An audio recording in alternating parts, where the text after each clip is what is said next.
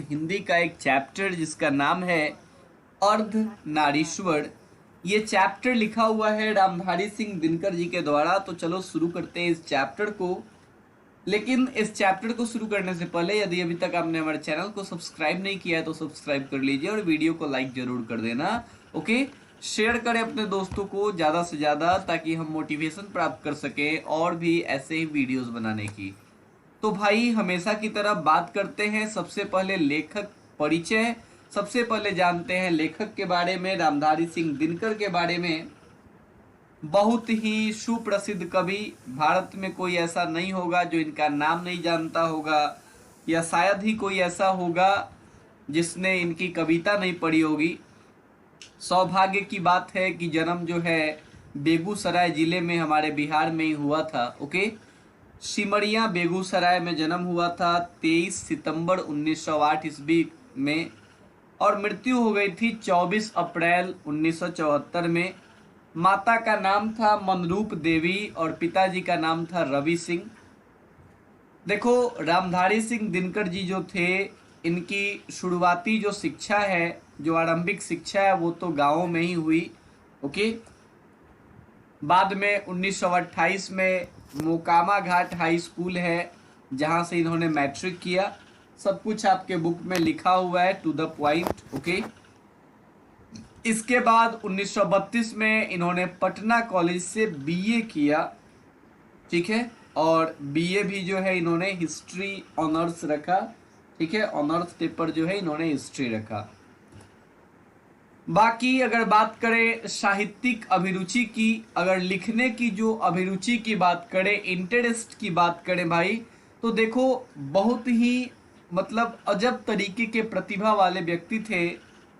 और लिखने की जो इनमें कला है वो 1925 में ही, जब ये ऐसा समझ लो कि जब ये छात्र जीवन में थे उसी समय, जैसा कि आप देख रहे हो, इनको 1932 में इन्होंने मैट्रिक पास किया और लिखने की कला में इतनी रुचि थी कि 1925 से ही ये लिखने लगे थे।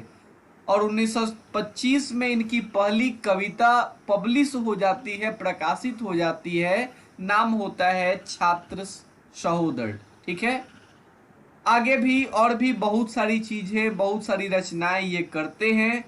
इसके बाद अगर इनके आज तक के जीवन में अगर कुछ हम प्रमुख रचनाओं को देखें, सभी रचनाओं को हम शामिल नहीं कर पाएंगे। और भी बुक में बहुत सारी चीजें हैं जिनका नाम दिया हुआ है, तो आप बुक से देख लेना। ठीक है, अगर गद्य खंड में हम रचनाओं को देखते हैं, ठीक है, दो खंड है, एक गद्य खंड है, एक पद्य खंड है। नीचे गद्य खंड की रचनाएं हैं और ऊपर पद्य खंड की रचनाएं हैं। तो पद खंड मतलब कि कविता वाले रचनाओं में प्रणभंग, रेणुका, हुंकार, रसवंती, कुरुक्षेत्र, ठीक है, ये सारी की सारी रचनाएं आपको मिलेंगी इनकी। इसके अलावा इनकी रचना एक है रश्मि रथी, बहुत प्रसिद्ध रचना है। बार बार एग्जाम में पूछा जाता है कि रश्मि रथी जो है किसकी रचना है, तो मोस्ट इम्पॉर्टेंट है, जरूर याद रखना। और एक और इनकी रचना है उर्वशी, ये भी बहुत ज्यादा इंपॉर्टेंट है, मोस्ट इम्पॉर्टेंट है। ओके, तो इन दोनों को भाई जरूर याद कर लेना, रश्मि रथी को और उर्वशी को। ओके, अगर गद्य खंड की रचनाओं की बात करें तो इनमें है मिट्टी की ओर, 1946 ईस्वी में ये लिखी गई थी। संस्कृति के 4 अध्याय 1956 और काव्य की भूमिका, ये इनकी गद्य खंड की कुछ प्रमुख रचनाएं थी। देखो आगे अगर इनको सम्मान की बात करें, अवार्ड्स की बात करें, तो अवार्ड भी मिले थे इनको। ये इनकी रचना जो भी मैंने आपको बताई, संस्कृति के 4 अध्याय, इसके लिए इनको साहित्य एकेडमी अवार्ड मिला हुआ था। और इनकी एक सर्वश्रेष्ठ रचना उर्वशी के लिए इनको भारतीय ज्ञानपीठ पुरस्कार जो है मिला हुआ था। इसके अलावा इनको पद्म भूषण से भी सम्मानित किया गया था। तो ध्यान रखना भाई कि साहित्य एकेडमी पुरस्कार किसके लिए मिला था, संस्कृति के 4 अध्याय के लिए। ऑब्जेक्टिव बनेगा आपका। बाकी ये याद रखना है कि रश्मि रथी इनकी रचना है और उर्वशी इनकी रचना है, ये दो बहुत ज्यादा इंपॉर्टेंट हैं। ओके, बाकी और भी रचनाएं आ सकती हैं आपके एग्जाम में। ठीक है, एक चीज और कि इनको राष्ट्र कवि के नाम से जाना जाता है, ठीक है। इनको क्या कहा जाता है? राष्ट्र कवि कहा जाता है। आप हमको कमेंट करके बताओ कि विश्व कवि के नाम से कौन जाना जाता है, ठीक है। ध्यान रखना कि रामधारी सिंह दिनकर को क्या कहा जाता है? राष्ट्र कवि कहा जाता है। ओके, सो चलते हैं आगे और बात करते हैं इस चैप्टर की, जिसका नाम है अर्धनारीश्वर, ठीक है।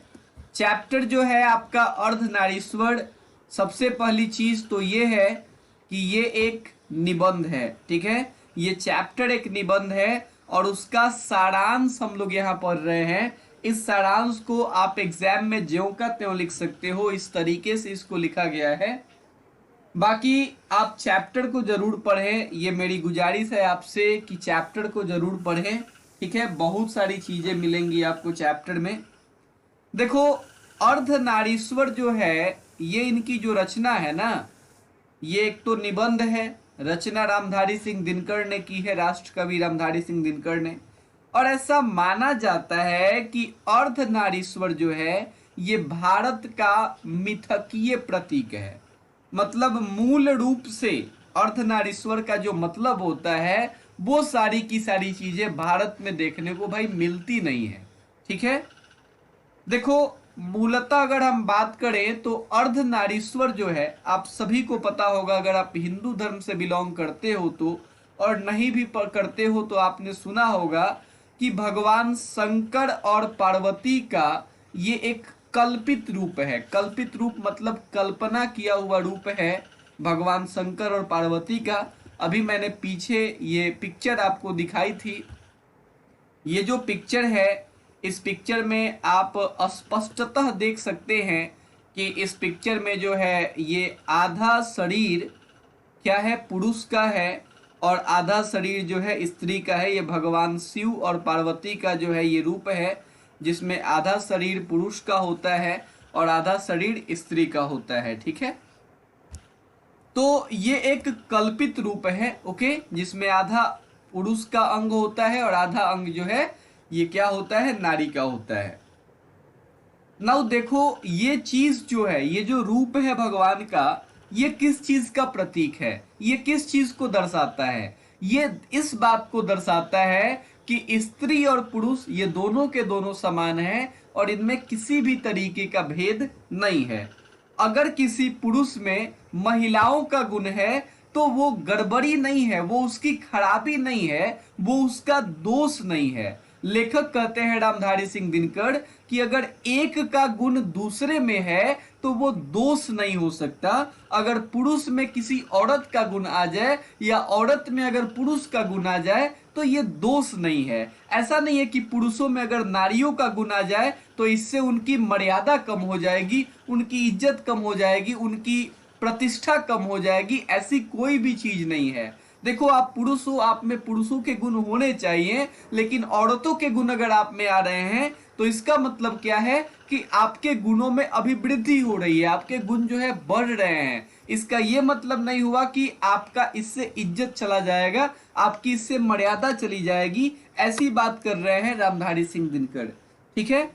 रामधारी सिंह दिनकर बड़े दुख के साथ कहते हैं कि ये चीजें सब कुछ ठीक थी। शुरुआती समयों में जो है पुरुष और स्त्री को एकदम से समान माना जाता था, लेकिन बाद में क्या हुआ, जब खेती का आविष्कार हो गया, जब खेती का विकास हो गया, ठीक है, तो उस स्थिति में क्या हुआ, उस समय से जो औरतें हैं, जो नारी है, वो पराधीन हो गई, वो गुलाम हो गई, ठीक है। वहीं से उसकी गुलामी आरंभ हो गई। यही वो समय है जब से जिंदगी दो भागों में बट गई। यही वो समय है जब से औरत जो है घर में रहने लगी, ठीक है, और पुरुष जो है वो बाहर रहने लगे।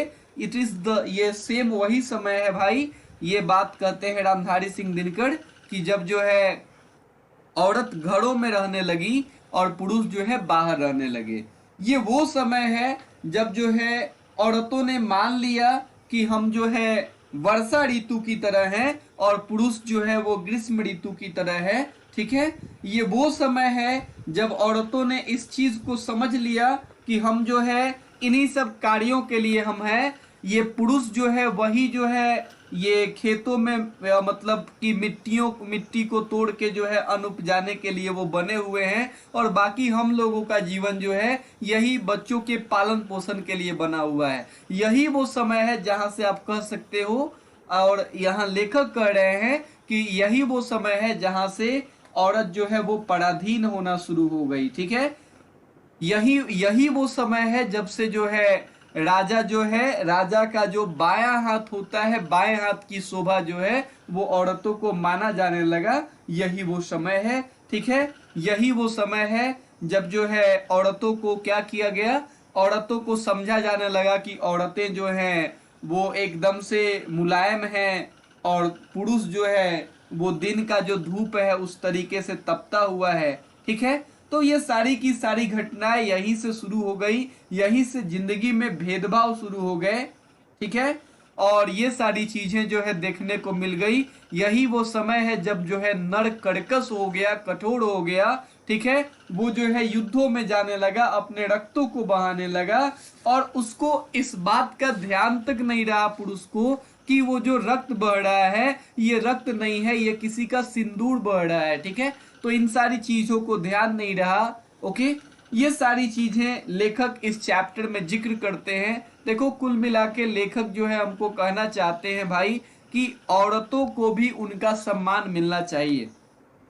अभी आप आज से अगर 10, 20, 50 साल पीछे की बात कर लो, अभी तो स्थितियां कुछ सुधर रही हैं, लेकिन जैसे ही आप 50-100 साल पीछे जाते हो तो आपको देखने को मिलेगा, या अभी भी आपको देखने को मिलेगा कि हम लोग एक पैट्रियार्कल सोसाइटी में रह रहे हैं। हम लोग जो है एक ऐसे समाज में रहते हैं जहाँ पे पुरुष वर्ग का बोलबाला होता है, जहाँ पे घर का जो पिता होता है वही सभी कार्यों को करता है, उसी पे सारी की सारी जिम्मेवारियां होती हैं, और औरतों को ऐसा माना जाता है कि ये घरों में रहने वाली हैं। ठीक है, तो ये सारी चीजें आज भी बनी हुई हैं, और लेखक यही कहना चाहते हैं कि ऐसा नहीं होना चाहिए, समता होनी चाहिए, बराबरी होनी चाहिए। ठीक है, पुरुष और स्त्री जो है, नर और नारी जो है, ये दोनों के दोनों समान हैं, इनमें किसी भी तरीके का अंतर नहीं है। और अगर पुरुषों में नारी के गुण आ जाता है, और अगर नारी में पुरुषों का गुण आ जाता है, तो इससे किसी की इज्जत जाने वाली नहीं है।